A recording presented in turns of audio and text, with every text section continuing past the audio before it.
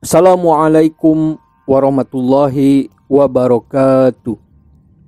Hai, apa kabarnya kalian semua? Semoga sehat selalu, banyak rejeki, dan senantiasa dalam lindungan Allah Subhanahu wa Ta'ala. Amin. Jumpa lagi bareng Mang Abe yang akan menemani malam kalian dengan cerita-cerita misteri mengiris hati, memaksa logika untuk percaya, namun tetap tabu seperti debu. Sebelum lanjut ke kisahnya, support channel kami dengan tekan tombol like, subscribe, aktifkan notifikasinya. Jangan lupa tinggalkan jejak kalian di kolom komentar. Kisah misteri yang akan menemani kalian malam ini yaitu Pila Angker di Puncak, Jawa Barat. Kisah ini masih diambil dari aplikasi baca horor, dan untuk kalian yang suka baca horor, baca misteri, dan baca kisah-kisah mistis, silahkan kalian bisa install aplikasi ini di Play Store. Dan untuk kalian yang sudah klik video ini, mengucapkan terima kasih banyak. Tanpa banyak bicara, mari kita masuk ke kisahnya. Hai, saya Billy. Waktu itu, saya dan teman-teman berlibur di sebuah villa di Puncak Bogor. Kami berangkat dari pukul 2 sore dengan menggunakan bis sewaan. Setelah menempuh 3 jam perjalanan naik turun gunung, kami pun sampai di villa. Turun dari bis, hawa gunung yang dingin menerpa tubuh kami. Hilanglah semua rasa penat dan bosan selama di perjalanan. Kesan pertama, melihat villa ini terlihat lumayan indah, walaupun sedikit terlihat menyeramkan, karena bangunannya seperti bangunan Belanda. Ditambah lokasinya yang terpencil dari rumah warga sekitar. Kami pun masuk villa dan membagi-bagi kamar. Villa ini terdapat 6 kamar, 2 di lantai atas dan 4 di lantai bawah.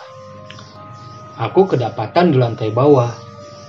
Setelah itu kami beristirahat dan menyiapkan segala sesuatu untuk acara bakar-bakaran nanti malam. Singkat cerita, malam pun tiba. Sekitar pukul 9 malam, kita mulai menyalakan api di atas kayu yang sudah disiapkan sebelumnya. Daging pun dipanggang. Sambil menunggu makanan matang, kami menghabiskan waktu. Ada yang bercerita-cerita, bernyanyi dengan gitar, main catur, dan kegiatan lainnya. Beberapa saat kemudian makanan pun matang. Kami makan-makan bersama. Setelah makan, kami semua tetap di halaman villa sambil melakukan kegiatan yang sama. Tak terasa waktu sudah pukul 1 malam. 2 orang teman kami, Depri dan Wahyu, merasa ngantuk dan ingin segera tidur. Mereka pun mengajak pacarnya masing-masing untuk menemaninya. Berangkatlah mereka masuk ke dalam villa dan menaiki tangga untuk ke kamarnya. Kebetulan, kamar mereka kebagian di lantai 2. 1 jam kemudian, kami pun merasa mengantuk. Dan kami putuskan untuk tidur di kamar masing-masing. Kamarku berada di paling depan dekat ruang tamu. Aku tidur bersama 2 orang temanku. 10 menit kemudian, aku dikagetkan dengan suara wanita menangis. Kutanya teman-temanku. Ternyata mereka mendengar juga. Suara itu bersumber dari pohon beringin yang ada di samping villa. Lalu kami pun keluar kamar. Dan tak kusangka teman-teman yang lain baru keluar juga dari kamar masing-masing. Disertai 3 temanku yang berada di lantai 2 Lalu aku bertanya, "Hei, apa kalian dengar suara orang nangis?" Mereka mengiyakan pertanyaanku. Lalu kami semua berkumpul di teras villa. Setelah berkumpul, tiba-tiba suara itu hilang. Entah kemana. Ketiga teman kami yang di lantai 2 bertanya, "Kemana si Depri? Dia tidak ada di atas." "Kami tidak tahu. Bukannya bersama kalian di atas?" Saya menimpalinya. 5 menit kemudian, kami dikagetkan dengan suara tawa khas kuntilanak yang bersumber dari lantai 2. Disertai dengan suara langkah kaki yang sedang berlari. Dan ternyata itu si Dapri yang lari seperti sedang ketakutan. Dengan keringat bercucuran, dia berlari menghampiri kami. Sambil terengah-engah, dia bilang,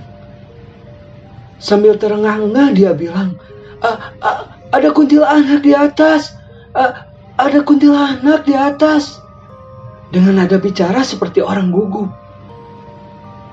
Pacarnya pun memeluknya dan kami coba menenangkan si Depri. Setelah dia tenang, dia bertanya kepada pacarnya, "Lu ngapa ninggalin gua?" Wahyu menjawab, "Tadi lu gua cari gak ada, Dep. Ya, jadinya kita turun duluan." Setelah semuanya agak tenang, lalu kami pun bertanya tentang kuntilanak itu. Si Depri pun bercerita, "Tadi gue bangun, mau ke kamar mandi. Gue lihat si Wahyu masih tidur pulas dengan tertutup selimut. Pas gue keluar kamar, cewek gue manggil-manggil dari kamarnya. Ya sudah, gue jalan ke kamar cewek gue dong. Gue buka pintu dan masuk ke kamarnya. Kamarnya itu gelap banget, sama bau aroma melati tercium. Karena gelap, gue nyalain HP buat senter. Gue sorot ke arah tempat tidur, dan ternyata gue lihat cewek gue lagi tidur sendiri dengan tertutup selimut. Dalam hati, kok cewek gue sendirian aja? Gue gak curiga apa-apa tuh. Paling bilang, "Yang, ada apa manggil-manggil?" Tapi gak ada jawaban sama sekali. Terus gue diem dan mainin HP. Sekitar 1 menitan, gue angkat selimut di kakinya. Gue pegang kaki cewek gue. Gue kaget dong.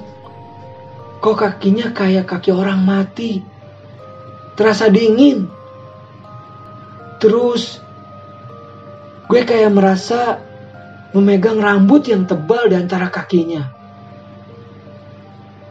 Diiringi mukanya yang ketutup rambut tebal yang acak-acakan. Dalam pikiran gue, itu sepertinya kuntilanak.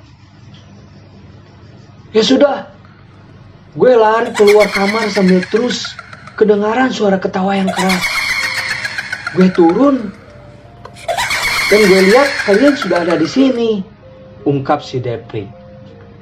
Setelah mendengarkan cerita si Depri, kami semua bergidik merinding mendengarnya. Kami pun tetap berada di teras villa sambil membaca doa-doa dan zikir-zikir yang kami bisa. Entah berapa lama, akhirnya gangguan itu pun hilang. Kami pun tertidur di teras. Sangat dingin, walaupun kami sudah memakai jaket. Keesokan harinya, Kami pun berkemas meninggalkan villa itu dan bertanya ke pemilik villa apa yang sebenarnya terjadi di villa itu. Kata pemilik villa, dulu bangunan ini bekas rumah orang Belanda yang sudah puluhan tahun terbengkalai. Meskipun begitu, bangunannya tetap terlihat kokoh dan indah. Lalu saya beli dan merenovasi bangunannya dan jadilah villa yang disewakan. Menurut saya mungkin penunggu itu tidak senang kepada kalian,